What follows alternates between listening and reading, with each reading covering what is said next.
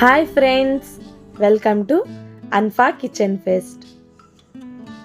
ఈరోజు విలేజ్ స్టైల్లో జున్ను ఎలా చేయాలో చూద్దాం. ఇప్పుడంటే స్టీమ్ మీద జున్ను చేసుకుంటున్నారు.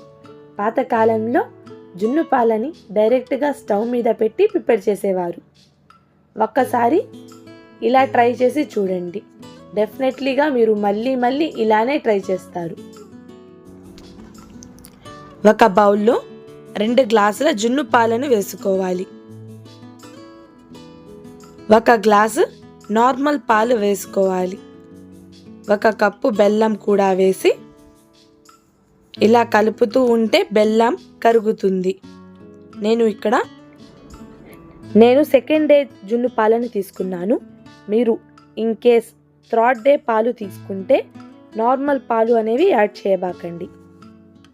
ఇలా బాగా కలిపితే బెల్లం కరుగుతుంది. వేరే బౌల్లో ఒక స్ట్రైనర్ సహాయంతో ఆ పాలని స్ట్రెయిన్ చేసుకోండి. ఇలా చేసుకోవడం వల్ల బెల్లంలో ఉన్న డస్ట్ అంతా వస్తుంది.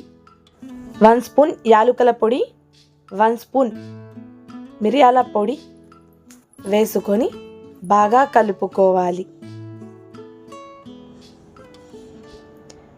ఇప్పుడు స్టవ్ ఆన్ చేసి ఆ పాలని డైరెక్ట్గా స్టవ్ మీద పెట్టుకొని కలుపుతూ ఉండాలి.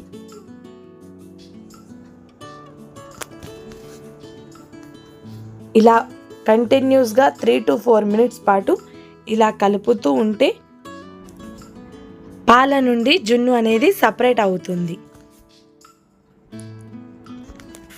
పాలని ఎప్పుడైనా కానీ లో ఫ్లేమ్లోనే కలుపుతూ ఉండాలి. చూసారా ఎలా క్రీమీ స్ట్రక్చర్లో వచ్చిందో?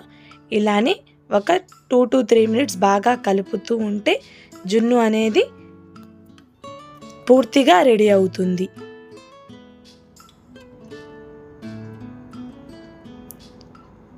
చూసారా ఎంత బాగా ప్రిపేర్ అయిందో జున్ను?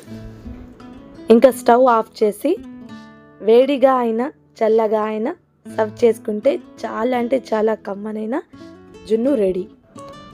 ఈ వీడియో కనుక మీకు నచ్చినట్టయితే లైక్ చేయండి. మరిన్ని రెసిపీస్ కోసం మన ఛానల్ని సబ్స్క్రైబ్ చేసుకోండి. Thank you for watching.